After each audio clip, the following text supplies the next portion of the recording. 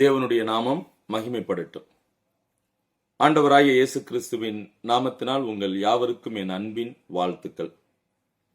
Exodus டிவியின் அருளுரை துளிகள் என்ற நிகழ்ச்சியின் வாயிலாக இந்த காலை வேளையில் தேவனுடைய வார்த்தையோடு உங்களை சந்திப்பதிலும் நான் மிகுந்த மகிழ்ச்சி அடைகிறேன்.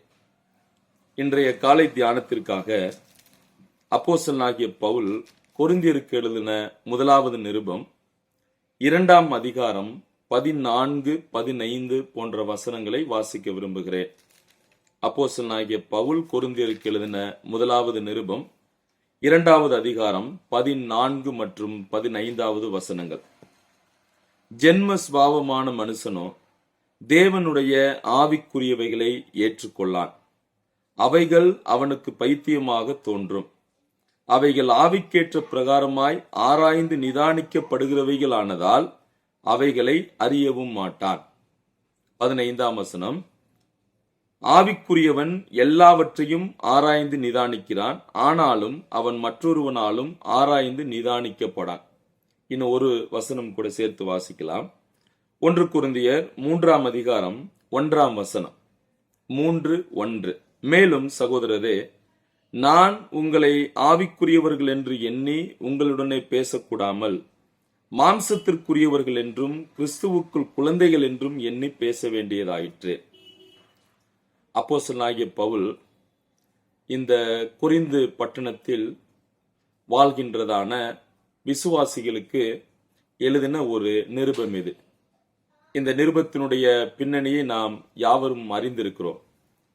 அந்த சபையில் பலவிதமான பிரச்சனைகளால் சூழப்பட்டிருந்தது. அந்த பிரச்சனைகள் என்று சொல்லும்போது பிரிவுகள் அவர்களிடம் இருந்தன, இழிவான நடவடிக்கைகள் இருந்தன. அதாவது புறஜாதியான நீதிமன்றங்களுக்கு மக்கள் எடுத்து செல்லப்படுகிறார்கள். ஞானஸ்நானத்தை குறித்ததான புரிந்து கொள்ளுதல் இல்லாமல் இருந்தது. கர்த்தருடைய பந்தியை குறித்தும் வரங்களை குறித்தும் திருமணத்தை குறித்தும் இப்படி பல பிரச்சனைகளால் இந்த சபை நிறைந்திருந்ததை நாம் காணலாம். அவர்கள் பல கேள்விகளை அப்போஸ்தலனாகிய பவுலிடம் கேட்டிருந்தார்கள். அந்த கேள்விக்கான பதில் கடிதம் தான் கொரிந்தியருக்கு எழுதின இந்த முதலாவது நிருபம். சரி, நாம் வாசித்த இந்த வசனங்களில் அப்போஸ்தலனாகிய பவுல் 3 மனிதர்களை குறித்து பேசுகிறார். சரியா, 3 மனிதர்களை குறித்து விவரித்து காண்பிக்கிறார். இந்த பகுதியை நான் வாசித்த போது நிச்சயமாகவே இப்படிப்பட்ட மனிதர்களும் இந்த உலகத்தில் குறிப்பாக சபைக்குள்ளும் இருக்கத்தான் செய்கிறார்கள் என்பதை நான் அறிந்து கொண்டேன். இது எனக்கு பிரயோஜனமாக இருந்ததால் அதை உங்களோடு நான் பகிர்ந்து கொள்ள வேண்டும் என்று விரும்பிதான் இந்த வசன பகுதிகளை உங்களோடு நான் பகிர்ந்து கொள்ள விரும்புகிறேன். சரி, அப்ப அப்போஸ்தலனாகிய பவுல் இங்கே 3 மனிதர்களை குறித்து குறிப்பிடுகிறார். முதல் மனிதன் நேச்சுரல் மேன். அவனுக்கு தமிழில் நம்முடைய பைபிள்ல ஜென்ம சுபாவமான மனுஷன் என்று அடையாளப்படுத்தப்படுகிறது. அதை நாம் 2ஆம் அதிகாரம் 14ஆம் வசனம். 2வது மனுஷனுடைய பெயர் என்ன அப்படின்னா ஸ்பிரிச்சுவல் மேன். அதை ஆவிக்குரிய மனுஷன் என்று நாம் சொல்லலாம். வசனம் 15வது வசனத்தில் அதற்கு ஆதாரமாக இருக்கிறது. 3வது ஒரு மனிதன் கார்னல் மேன், அதாவது மாம்சத்திற்குரிய மனுஷன். அதை 3ஆம் அதிகாரம் 1வது வசனத்தில் நாம் பார்க்கிறோம். 3 விதமான மனிதர்கள். ஒன்று ஜென்ம சுபாவமான மனுஷன், நேச்சுரல் மேன். 2வது ஸ்பிரிச்சுவல் மேன், ஆவிக்குரிய மனுஷன். 3வது கார்னல் மேன், அதாவது மாம்சத்திற்குரிய மனிதன். சரி, இந்த 3 மனிதர்களை குறித்து பவுல் என்ன சொல்லுகிறார்? அவர்களுடைய தன்மைகள், அவர்களுடைய குணாதிசயங்கள், அவர்கள் தங்கள் வாழ்க்கையில் என்னென்ன விஷயங்கள் எல்லாம் நடைமுறைப்படுத்துவார்கள், அவர்களுக்கும் சபைக்கும் என்ன உறவு போன்ற விஷயங்களை பேசுகிறார். முதல் மனிதனுக்கு நாம் போலாம்.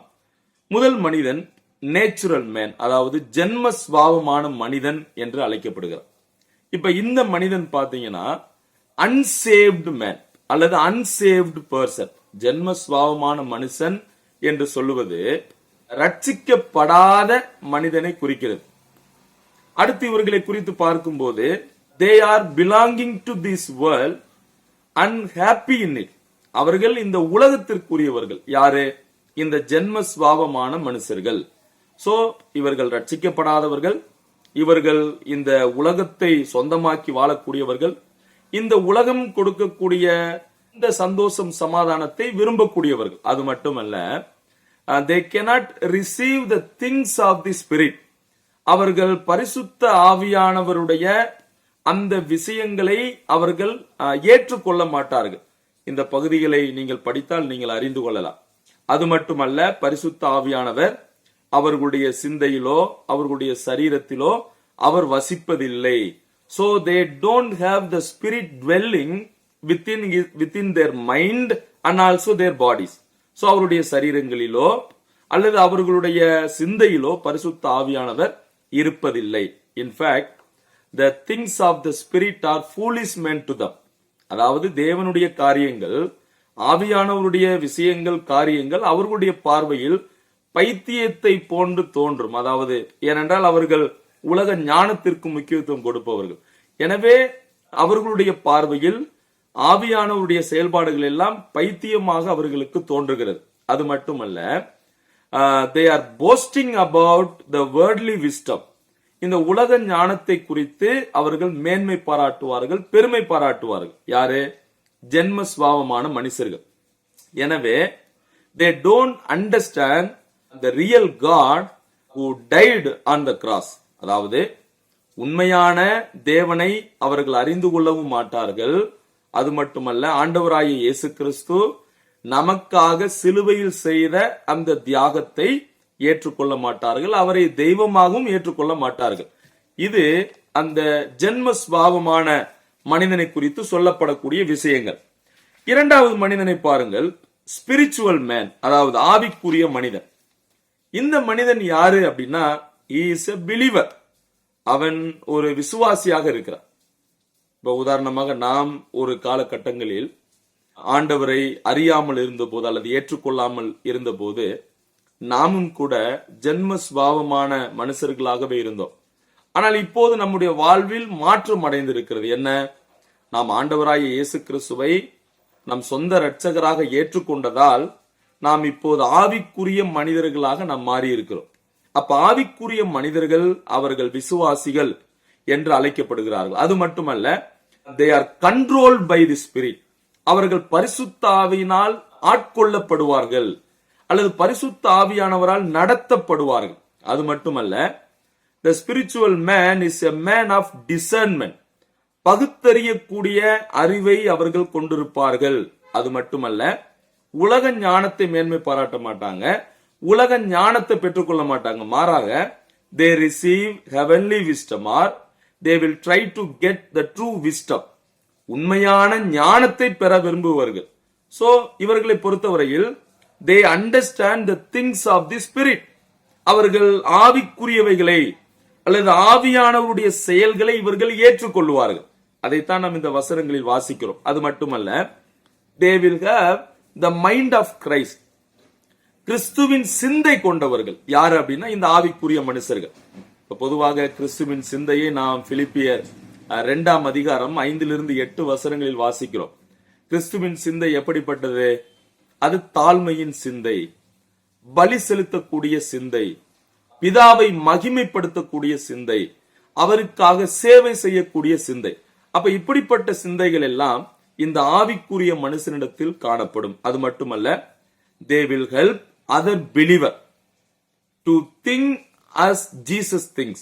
அதாவது இயேசு கிறிஸ்து தன் வாழ்வில் எப்படி நடந்து கொண்டாரோ, அவருடைய சிந்தை எப்படியோ, அதை போல மற்றவர்களையும் அவரை போல சிந்திப்பதற்கு உதவி செய்வார்கள். அவர்கள்தான் இந்த ஆவிக்குரிய மனுஷர்கள். மூன்றாவது ஒரு மனிதனை குறித்து பவுல் பேசுகிறார், Cornell man. He is a dangerous man. சரியா? கார்னல் மேன், தமிழ்ல மாம்சத்திற்குரிய மனிதன். அவரை பற்றி 1 கொரிந்தியர் 3ஆம் அதிகாரம் 1-4 வசனங்களில் நாம் காணலாம். சரி, இந்த மாம்சத்திற்குரிய மனிதர்கள் எப்படிப்பட்டவர்கள் அப்படின்னா, அவர்கள் ரட்சிக்கப்பட்டவர்கள் தான். சரி, அவர்கள் ஒரு காலகட்டத்தில் தான் பாவி என்பதை உணர்ந்து இயேசுவை ஏற்றுக்கொண்டவர்கள். ஆனால் இப்போது கிறிஸ்துவுக்கு முக்கியத்துவம் கொடுக்காமல் அல்லது ஆவிக்குரிய விஷயங்களுக்கு முக்கியத்துவம் கொடுக்காமல் மாம்சத்திற்கும் மாம்ச சிந்தைகளுக்கும் முக்கியத்துவம் கொடுப்பார்கள்.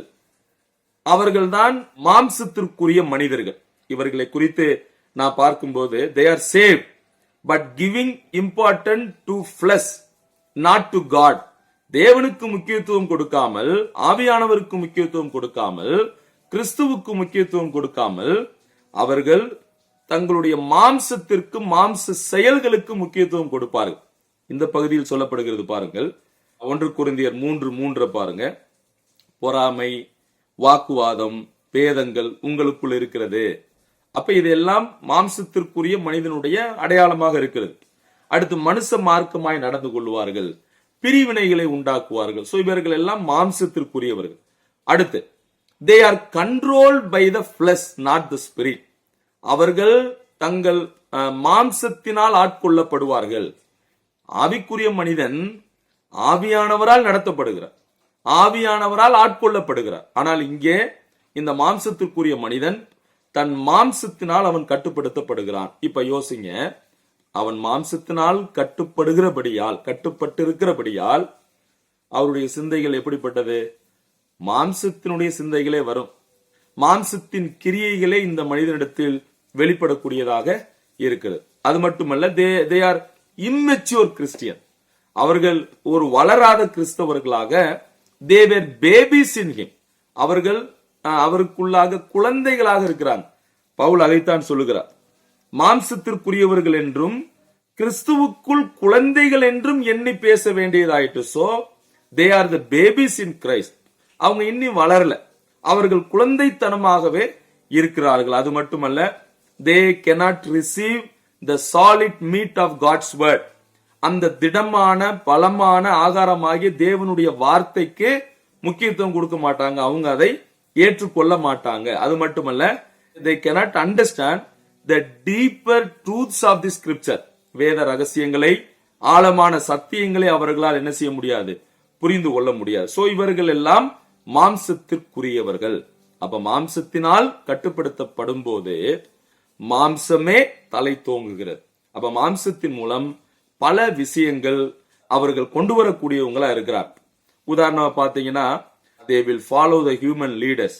அவங்க மனித தலைவர்களை பின்பற்றுவாங்க. ஆண்டவரை பின்பற்றுவதற்கு பதிலா மனித தலைவர்களை பின்பற்றுவாங்க. இரண்டாவது பாருங்க, they will be the cause for the division of the church. சபை பிரிந்து போவதற்கு அவர்களே காரணம் உள்ளவங்களா இருப்பாங்க. அது மட்டுமல்ல, they will give importance to the self not to God. தேவனுக்கு முதலிடம் கொடுப்பதை காட்டிலும், முக்கியத்துவம் கொடுப்பதை காட்டிலும் தங்களுடைய சுயத்திற்கே முக்கியத்துவம் கொடுப்பாங்க. நீங்க நல்லா அந்த விஷயங்கள் எல்லாம் நீங்கள் கவனித்து பார்க்கலாம். அப்புறம் பாருங்க, they will not grow and they will not help others to grow. அவங்களும் ஆண்டவருக்குள்ள வளர மாட்டாங்க, ஆனா மற்றவர்களை வளரவும் விட மாட்டாங்க. இதெல்லாம் அவர்களுடைய வேலைகளாக இருக்கிறது. அது மட்டுமல்ல, they are unwilling to admit their sin. அவர்கள் செய்த பாவத்தை அறிக்கையிடுவதற்கு அவங்க விருப்பம் இல்லாம இருப்பாங்க. சரியா? அடுத்து இவர்களை குறித்து பார்க்கும்போது சில நேரங்கள்ல இவர்கள் ஞாயிற்றுக்கிழமை கிறிஸ்தவங்களா இருப்பாங்க. மற்ற நாள்கள்ல ஒரு பைபிள் படிப்பதோ, ஆண்டவரிடம் ஜெபிப்பதோ, மற்ற கூட்டங்களில் கலந்து கொண்டு தேவனுடைய வார்த்தையை கற்றுக்கொள்வதோ கிடையாது. ஆனா ஞாயிற்றுக்கிழமை ஆனா சபைக்கு வந்துருவாங்க. சோ இப்படிப்பட்ட, அதாவது they are not interested in other things. So இப்படிப்பட்டவர்களே மாம்சத்திற்குரியவர்கள். இப்ப நீங்களும் நானும் ஆவிக்குரிய தன்மையில், ஆவிக்குரிய மனிதனுடைய சுபாவங்கள் நமக்கு வேண்டும் என்று தேவன் விரும்புகிறார். சோ நீங்களும் நானும் ஆவிக்குரிய நிலைமையில் வளர வேண்டும். நாம் ஒருபோதும் மாம்சத்திற்கு முக்கியத்துவம் கொடுக்க கூடாது. மாம்சத்திற்கு முக்கியத்துவம் கொடுக்காமல் தேவனுடைய காரியங்களுக்கும், ஆவியானவருடைய செயல்களுக்கும், அவருடைய ஆளுகைக்கும் நாம் முக்கியத்துவம் கொடுத்து அவர் நம்மை வழி நடத்த வேண்டும். சோ அப்படி நம்முடைய வாழ்க்கையை நாம் ஒப்பு கொடுக்கும் போது நாம் ஆவிக்குரியவர்களாக இருப்போம், அவர் நம்மை நடத்தக்கூடியவராக இருப்போம். அப்ப இந்த விஷயங்களை நாம் ஞாபகத்தில் வைத்துக் கொள்வோம். இந்த கற்றுக்கொண்ட சத்தியங்கள் நம்மோடு கூட பேசட்டும். ஒருவேளை நான் மாம்சத்திற்கான அந்த விஷயங்களை நான் செய்கிறேனா? நான் மாம்சத்திற்கு முக்கியத்துவம் கொடுத்து என்னால் இவ்வளவு விஷயங்கள் செய்யப்படுகிறதா? நாம் சோதித்து பார்ப்போம். நீங்களும் நானும் ஆவிக்குரியவர்களாக வாழ ஆண்டவர் நமக்கு உதவி செய்வாராக. தேவனுடைய நாமம் மகிமைப்படட்டும். ஆமென்.